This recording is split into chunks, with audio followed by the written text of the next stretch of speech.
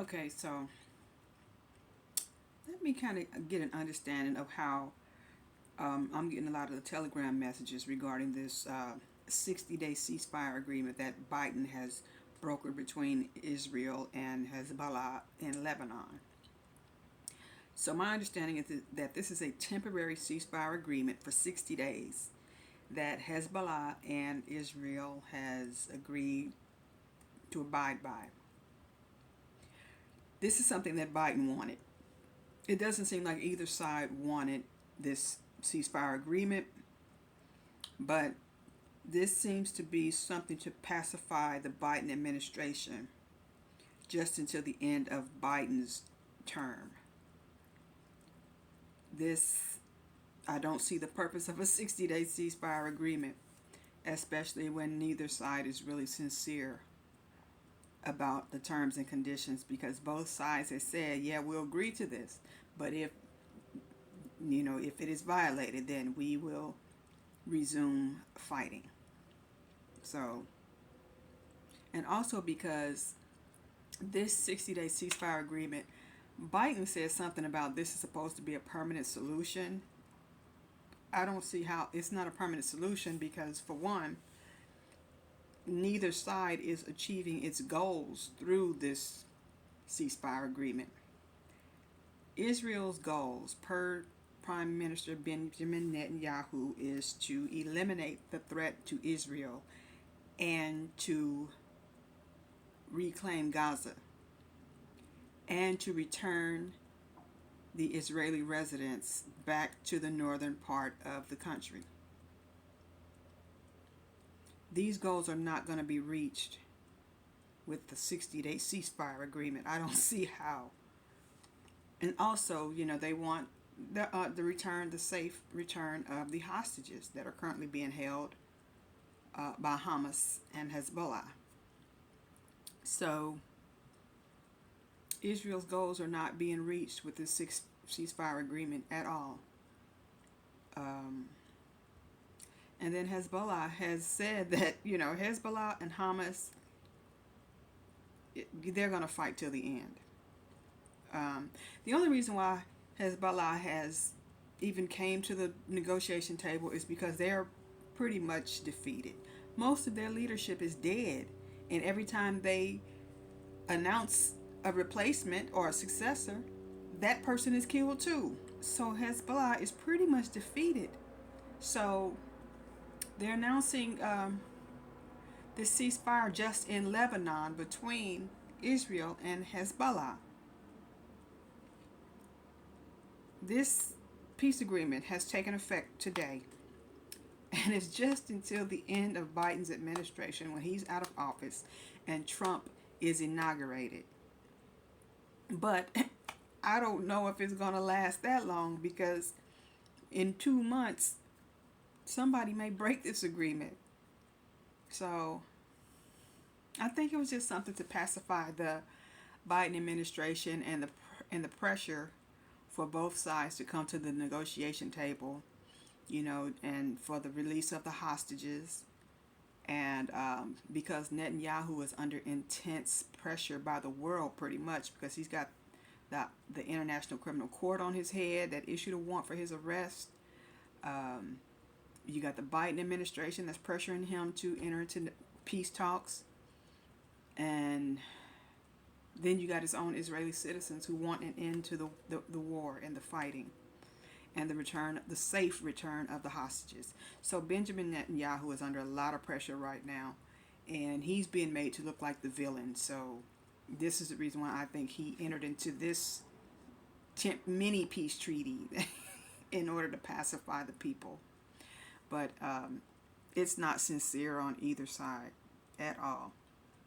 And then besides that, you got the Houthis and Hamas is pretty much saying, hey, this peace treaty doesn't apply to us. We're going to still continue to fight.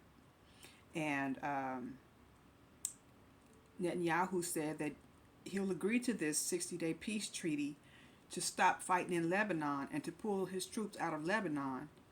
He said, well, then I'm going to focus on Iran, which is smart. I would, if he can stop the fighting with Hezbollah in Lebanon, to focus on Iran, which is the bigger enemy and the bigger threat to Israel, then, that's a good strategy. But in my opinion, it's pointless because you have a ceasefire agreement against one group of a coalition of allies who are enemies of Israel. So you still have Hezbollah, the Houthis, and Iran to deal with. And they are all one and the same because they all have formed a coalition against Israel. And they're currently at war against Israel. So to enter into a ceasefire agreement with just one arm, that's just like, yeah, you're only at peace with one. Like there's a whole body of an enemy, and you just break his arm. He still has his other arms and the other parts of his body to do you harm. Rather than kill the enemy and eliminate the threat altogether, you just broke his arm. So that's not going to work. And Prime Minister Netanyahu knows that that's not going to work. He wants to eliminate the enemies, period. And when he was doing it and he was dominating his enemies and everything, then the whole world came down on him and is accusing him of committing war crimes and genocide because he was winning the war and defending his nation. So he's just pretty much damned if he do and damned if he don't. And that's why I wouldn't listen to anybody telling me how to fight my own war for my own people in my own country. I wouldn't even listen to my own people. They want him to end the war and everything, but if only it was that easy. That's not eliminating the threat. Your enemies live to fight another day when you enter into these type of temporary ceasefire agreements. You're letting them just regroup and re-up to attack you again. So, again, this is what the scripture talks about with a false sense of peace and security. And that's what a lot of people are saying, Even some of the people, the residents that said, Israel saying that, per this ceasefire agreement, now some of our residents can return back to Lebanon and people can be restored back to their... No, you cannot. Because a lot of the people have said, I still don't feel safe going back.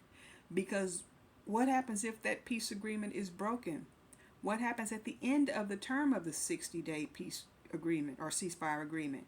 Then what happens? You back to square one. So a lot of the people were saying they don't feel safe returning back to that war zone. And I understand that because that's a false sense of peace and security. And also, Iran has also announced that they are in the process of executing their Operation True Promise 3 retaliatory attack on Israel that will be executed through Iraq. So Israel they have to prepare for that too. And the way Iran and the Supreme Ayatollah Khomeini is threatening is that it's going to be a major attack. So Israel has to prepare for that as well. Hamas said that they're going to continue fighting regardless of what ceasefire agreement Israel and Hezbollah have. So Israel still have some things to do as far as this war. But this is a false sense of peace because this is only in place just because Biden wanted it to be in place. I guess this is his swan song, or this is the way he wants to end his presidency by saying, I brought Israel and Hezbollah to the table and got them to cease fighting in Lebanon. That's a band-aid over a bullet wound. Just like the scripture says. It's like that's it, 1 Thessalonians chapter 5 talks about the day of the Lord. It says, for you are fully aware that the day of the Lord will come like a thief in the night. While people are saying peace and security, destruction will come upon them suddenly, Like labor pains on a pregnant woman, they will not escape.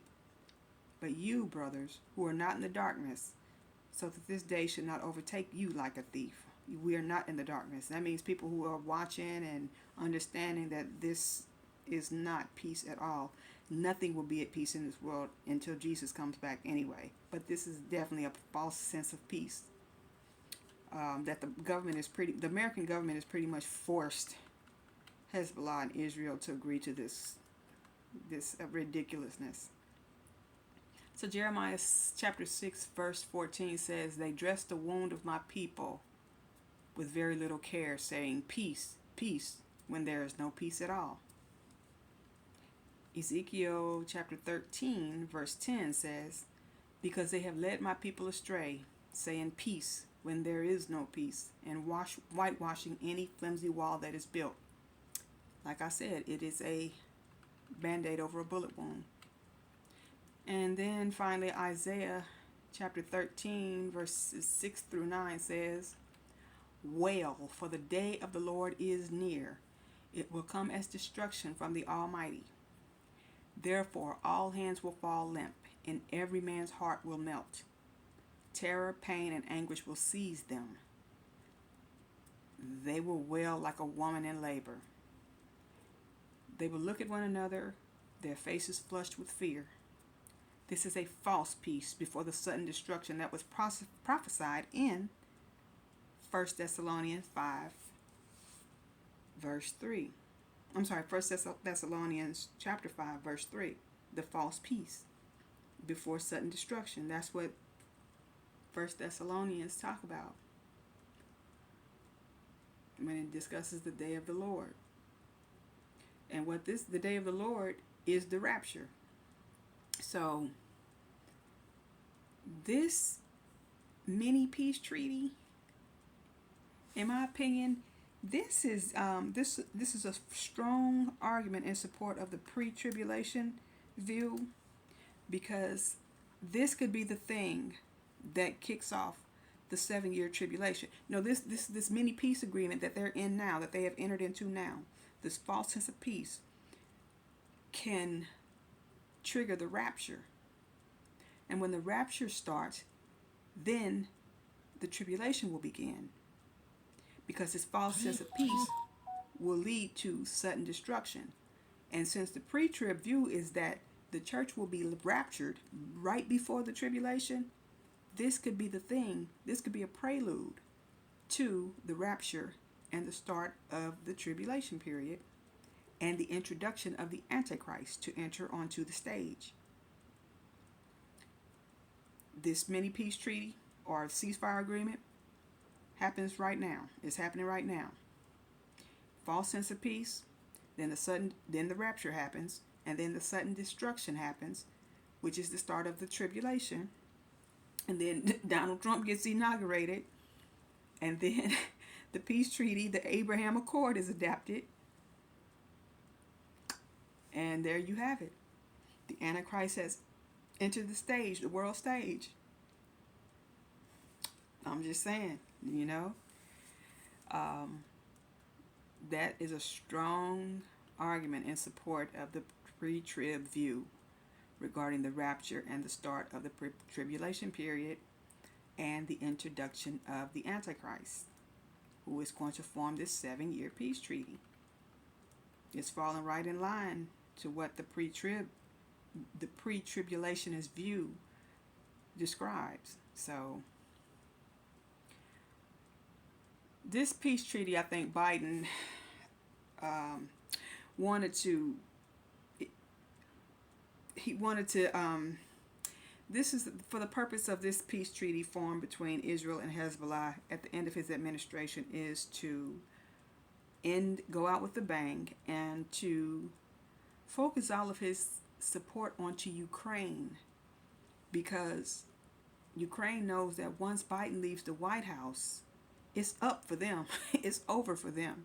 So I think that Biden wants to spend the last 60 days of his administration and of his presidency focusing on and giving his strongest support to Ukraine. That's why he doesn't want to have to worry about what's going on in the Middle East. He wants Donald Trump to take that over once he's inaugurated in January. And once Trump is inaugurated in January, then him and Jared Kushner and all of them are going to start working on the whole Abraham Accords and formulating that 7-year peace treaty in the Middle East. So that's what I think is going to happen, and the purpose of this ceasefire agreement.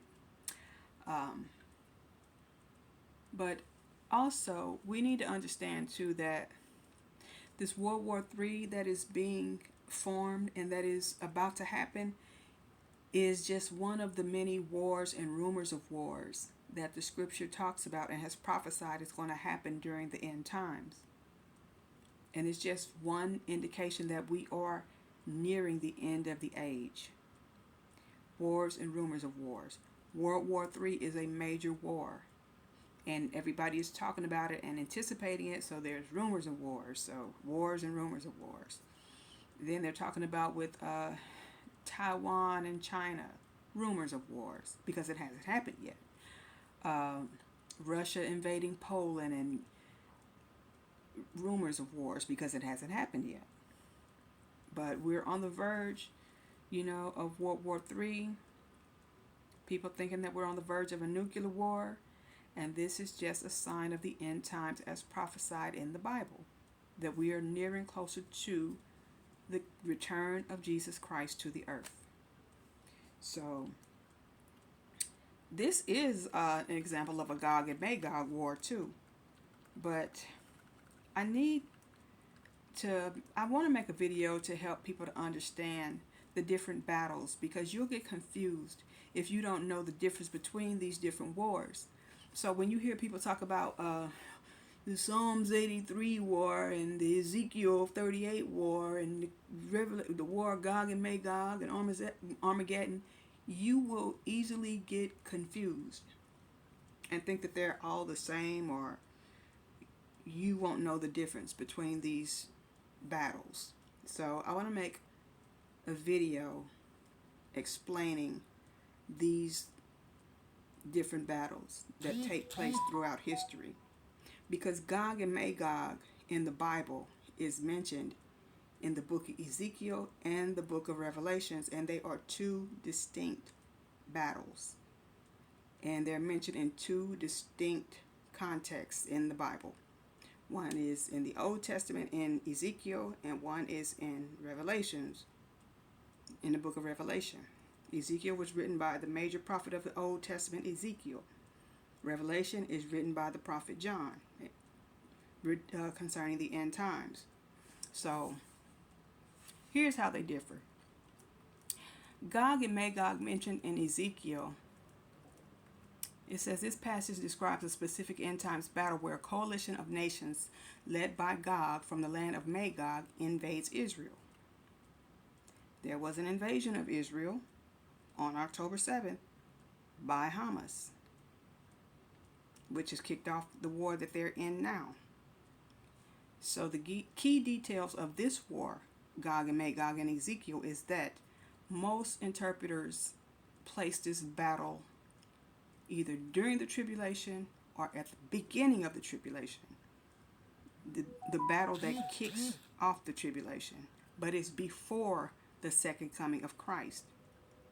And others will argue that it may occur before the tribulation as part of the build-up to the end times. So it just depends on which view you adopt. Because if you adopt the pre-tribulation view, you will say that this war between Israel and its enemies that's happening right now, that's going to lead up to World War III, this is a Gog and Magog war, because it is a coalition of nations that have formed an alliance against Israel. You have Iran, you have Turkey, you have Yemen, you have Syria, Lebanon. It's like 7 different nations. Iraq, Turkey, all these different nations that are formed an alliance against Israel. And Russia is a big ally of Iran. So you have all these nations, the kings of the north, they formed a coalition against Israel. And this is taking place. This could be the thing that leads to the rapture and the start of the tribulation, if you want to adopt the pre-tribulation view. So only God knows, because the Bible doesn't specify in an exact chronological order of when these things are going to take place. So, but it's definitely happening before the second coming of Jesus Christ. So it just depends on which view you want to adopt. So Gog is likely a leader or a ruler. I'm reading just how Chat GPT is summarizing it, but I'm also using my own thing too. So Magog is a region of people in the far north of Israel, which it is. Magog is often associated with areas like modern-day Russia, Central Asia, or regions around the Black Sea. Exactly. Coalitions include nations like Persia, which is modern-day Iran, Cush, which is Ethiopia and Sudan, Put, which is modern-day Libya, Gomer, which is now likely areas in Turkey, and Beth Togarmah, which is eastern Turkey or Armenia. This is outlined in Ezekiel chapter 38, verses 2 through 6. So all of these different nations that form the alliance against Israel is Magog. Okay, so that's happening right now. And the scenario, it says, it's Gog leads his coalition to invade Israel, described as a land restored from war and living securely, which Israel was. It was restored from the war and living securely at the time that Israel was attacked on October 7th of last year by Hamas. It was during that music festival in Gaza that Hamas waged war on Israel and took over 100 hostages and killed killed many Israeli people. And this is what kicked off this whole conflict that's happening right now. And it says the purpose of the invasion is to plunder Israel's wealth. They're fighting over the Gaza Strip, pretty much. So the outcome is going to be ultimately that God is going to intervene supernaturally in defense of Israel, because God made a covenant promise to Abraham to preserve his seeds. Abraham is the father of Israel. It says of Abraham, Isaac, and Jacob. Abraham is the father of Israel, also known as Jacob. So, and the reason why Israel is going to always be, protected and preserved is because God made that covenant promise to Abraham when Abraham was obedient to God and was willing to submit his son Isaac as a sacrifice, as a living sacrifice to God. So the Lord then promised, because of Abraham's obedience and allegiance to the Lord, is that I will make your seeds as numerous as the sands of the sea, of the beach, like sands on the beach. He told Abraham that he was going to have, seeds as numerous as sands on the beach, and he was going to preserve and protect those people. And God does not break his covenant promises to anybody, especially Abraham, because Abraham was willing to sacrifice his only son. And since he did that, God said, I'm going to always be with your people. And that's the reason why the Jews are God's chosen people, because they are seeds of Abraham. Abraham's son, Jacob. Abraham, Isaac, and Jacob. Abraham was Isaac's father, and Isaac is Jacob, aka Israel's father. So Israel are seeds of Abraham. And the people of Israel and the nation of Israel is God's chosen people. And that's where Jesus was born. So Abraham gave his only begotten son as a living sacrifice to God. So God in turn gave his only begotten son, Jesus Christ, in order to save the world. So we're under the covenant promise of Abraham. So that's the reason why the only way that you can enter into the kingdom of God is through his only begotten son, Jesus Christ. But anyway, I went off on a tangent. Back to this war. So that's the reason why Israel is God's chosen people, and they will always be protected. So any nation that comes against Israel, God said, I will curse those who curse you, and I will bless those who bless you. And so God is going to supernaturally intervene against any enemy of Israel who wants to invade and attack Israel. And the way he's going to supernaturally intervene, and this is in the book of Ezekiel 38, he's going to send natural disasters to strike those nations. He's going to cause confusion among the allies that form a coalition against Israel.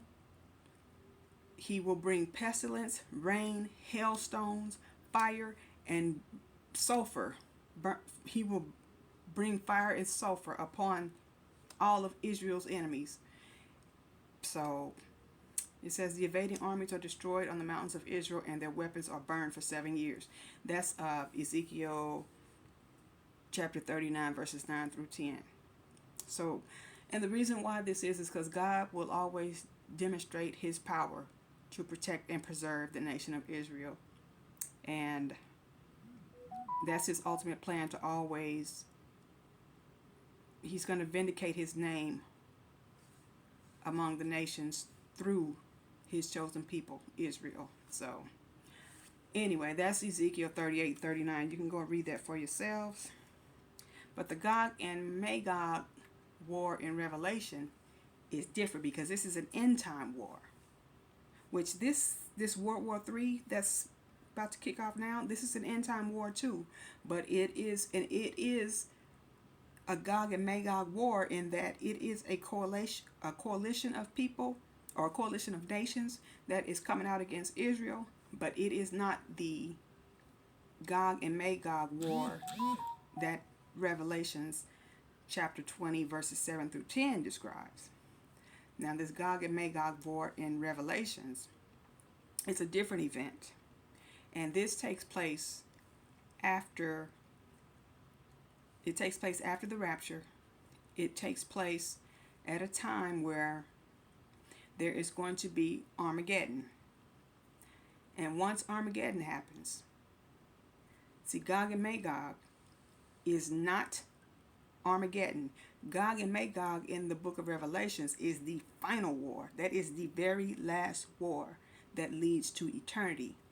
Armageddon is a war that happens after the tribulation and before. No, it happens. Let me get this straight. Armageddon happens when it happens after the tribulation. Well, there's the rapture, and then there's the tribulation, and then you will have Armageddon. Armageddon is a war that is going to be fought where the Antichrist is going to form a coalition of nations. And during this war, the Antichrist and the false prophet are going to be defeated and thrown into the lake of fire. At this time, as a result of Armageddon, Satan is going to be tossed into the abyss by an angel. More than likely, the archangel Michael is going to toss and chain Satan into the abyss, or it could be called the bottomless pit, or whatever you want to call it. This is during Armageddon, or this is the result, or the end result at Armageddon. So just keep that in mind. You got to learn how to separate these different wars from each other and know the difference between the two, or between all of the wars. This Gog and Magog war at the end time is not Armageddon. The Gog and Magog war is the final battle. Armageddon happens after the rapture, after the tribulation, and it happens at the second coming of Christ. This is when this is when the Antichrist and the false prophet are destroyed and thrown into the lake of fire. Satan is chained and bound by an angel for 1,000 years. Jesus will rule and reign on the earth for 1,000 years. After that 1,000 years, then Satan is re-released into the earth realm. And I'm going to make a video to explain why this process happens. Because this is like the very last chance that people will get who are left alive during the tribulation period and the millennial reign of Christ. This is the very last time that people will have to either be saved. That's going to be the very last time that people are going to have to pick a side. Is after that 1,000-year reign of Jesus' millennial kingdom on the earth, on this earth, and Satan is re-released into the earth because God is going to release him. And at that time, he's going to deceive the nations again, and he's going to form another army like he did the first army he formed in heaven with a third of the angels to fight and got kicked out of heaven, or the archangel kicked him out of heaven. The archangel Michael chained him and bound him at Armageddon, the battle of Armageddon. He will be bound and chained by the archangel again. And the Antichrist and the false prophet will be destroyed. And then after that 1,000 years, he's released again into the earth realm. And he does damage and he wreaks havoc again before that final last time. And that final last battle, that is the Gog and Magog war, which is the very final battle that leads to eternity. This is the very last battle of good versus evil, Jesus versus Satan. And it says that God is going to destroy Satan just by the words of his mouth. And Satan is going to be tossed into heaven with the Antichrist and the false prophet for eternity. So I'm going to make a video that is going to explain the differences between these wars and the reason why this process happens the way it happens and how these events coincide with each other, because it can be confusing to a babe in Christ or a person just now learning the Bible. You know, you have to be able to distinguish the events from one another and learn how they all coincide. And I don't care which view you adopt. You can adopt the pre-tribulation view, the post-tribulation view, or the mid-tribulation view. The pre, the mid, and the post-tribulation views are just different views of how the rapture, when the rapture takes place, and the tribulation takes place. Those are the differing views. That's all that's about. But ultimately, you must know the difference between the wars mentioned in Gog and Magog, the war of Armageddon, and when these all coincide with Jesus establishing his millennial kingdom, which is the earthly kingdom where he returns to this earth and he rules for 1,000 years. And then you have to know the difference between Jesus' millennial kingdom here on earth and then the new heaven and the new earth that he rules and reigns over in eternity.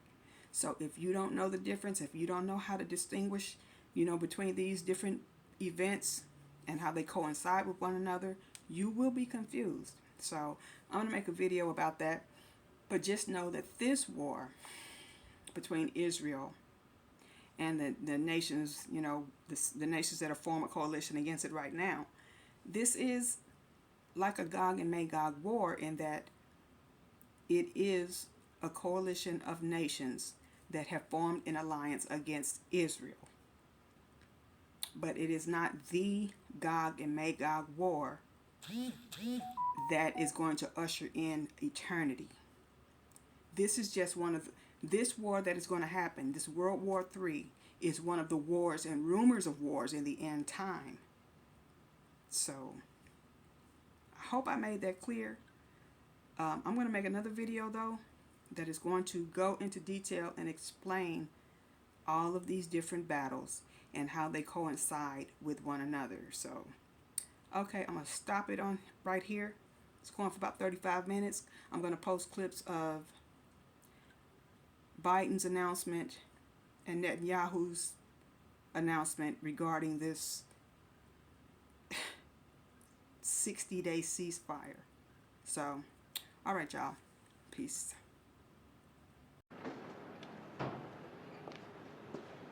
Good afternoon. Today I have some good news to report from the Middle East. I just spoke with the Prime Minister of Israel and Lebanon. I'm pleased to announce that their governments have accepted the United States proposal to end the devastating conflict between Israel and Hezbollah.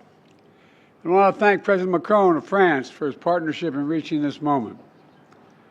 For nearly 14 months, a deadly conflict raged across the border that separates Israel and Lebanon. A conflict that began the day after the October 7 attack by Hamas on Israel. Hours later, at 2 a.m. in the morning, Hezbollah and other terrorist organizations backed by Iran attacked Israel in support of Hamas.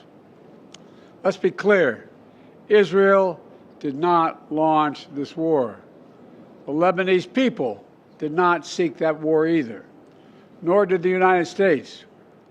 Over the past year, including the days immediately following October the 7th, I directed the U.S. military to flow assets and capabilities into the region, including aircraft carriers, fighter squadrons, and sophisticated air defense battery, to defend Israel and deter our common enemy at critical moments. Since the war with Hezbollah began, over 70,000 Israelis have been forced to live as refugees in their own country, helplessly watching their homes, their businesses, their communities as they're bombarded and destroyed. And over 300,000 Lebanese people have also been forced to live as refugees in their own country. In a war imposed on them by Hezbollah. All told, this has been the deadliest conflict between Israel and Hezbollah in decades. How many of Hezbollah's senior leaders are dead, including its longtime leader, Nasrallah? And Israel has destroyed Hezbollah's terrorist infrastructure in southern Lebanon as well, including miles of sophisticated tunnels, which were prepared for an October 7-style terrorist attack in northern Israel. But lasting security for the people of Israel and Lebanon cannot be achieved only on the battlefield. And that's why I directed my team to work with the governments of Israel and Lebanon to forge a ceasefire, to bring the conflict between Israel and Hezbollah to a close. Under the deal reached today, effective at 4 a.m. tomorrow local time, the fighting across the Lebanese-Israeli border will end.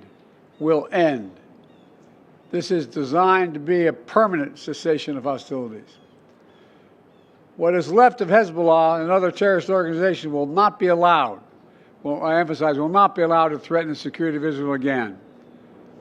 Over the next 60 days, the Lebanese army and state security forces will deploy and take control of their own territory once again. Hezbollah terrorist infrastructure in southern Lebanon will not be allowed to be rebuilt. And over the next 60 days, Israel will gradually withdraw its remaining forces. And civilians on both sides will soon be able to safely return to their communities and begin to rebuild their homes, their schools, their farms, their businesses, and their very lives. We're determined this conflict will not be just another cycle of violence. And so the United States, with the full support of France and our other allies, has pledged to work with Israel and Lebanon to ensure that this arrangement is fully implemented, the agreement totally implemented. You know, there will be no U.S. troops deployed in southern Lebanon. This is consistent with my commitment to the American people to not put U.S. troops in combat in this conflict. Instead, we, along with France and others, will provide the necessary assistance to make sure this deal is implemented fully and effectively. Let me be clear. If Hezbollah or anyone else breaks the deal and poses a direct threat to Israel, then Israel retains the right to self-defense, consistent with international law, just like any country when facing a terrorist group pledged to that country's destruction. At the same time, this deal supports Lebanon's sovereignty, and so it heralds a new start for Lebanon, a country that I've seen most of over the years, a country with rich history and culture. If fully implemented, this deal can put Lebanon on a path toward a future that's worthy of its significant past. And just as the Lebanese people deserve a future of security and prosperity, so do the people of Gaza. They too deserve an end to the fighting and displacement. The people of Gaza have been through hell. Their world's absolutely shattered. Far too many civilians in Gaza have suffered, far too much. And Hamas has refused for months and months to negotiate a good faith ceasefire and a hostage deal. And so now Hamas has a choice to make. Their only way out is to release the hostages, including American citizens, which they hold. In the process, bring an end to the fighting, which would make possible a surge of humanitarian relief. Over the coming days, the United States will make another push with Turkey, Egypt, Qatar, Israel, and others to achieve a ceasefire in Gaza. With the hostages released and the end of the war without Hamas in power, that becomes possible. As for the broader Middle East region, today's announcement brings us closer to realizing the affirmative agenda that I've been pushing forward during my entire presidency. A vision for the future of the Middle East where it's at peace and prosperous and integrated across borders. A future where Palestinians have a state of their own, one that fulfills its people's legitimate aspirations, one that cannot threaten Israel or harbor terrorist groups with backing from Iran. A future where Israelis and Palestinians enjoy equal measures of security, prosperity, and yes, dignity. To that end, the United States remains prepared to conclude a set of historic deals with Saudi Arabia, to include a security pact and economic assurances, together with a credible pathway for establishing a Palestinian state and the full normalization of relations between Saudi Arabia and Israel, a desire they both have. I believe this agenda remains possible, and in my remaining time in office, I'll work tirelessly to advance this vision for an integrated, secure, and prosperous region, all of which strengthens America's national security. Getting all this done will require making some hard choices. Israel has been bold on the battlefield. Iran and its proxies have paid a very heavy price. Now Israel must be bold in turning tactical gains against Iran and its proxies into a coherent strategy that secures Israel's long-term safety and advances a broader peace and prosperity in the region. Today's announcement is a critical step in advancing that vision, and so I applaud the courageous decision made by the leaders of Lebanon and Israel to end the violence. It reminds us that peace is possible. Say that again, peace is possible. As long as that is the case, I will not for a single moment stop working to achieve it. God bless you all. I'm sorry to keep you waiting so long. May God protect our troops. Thank you.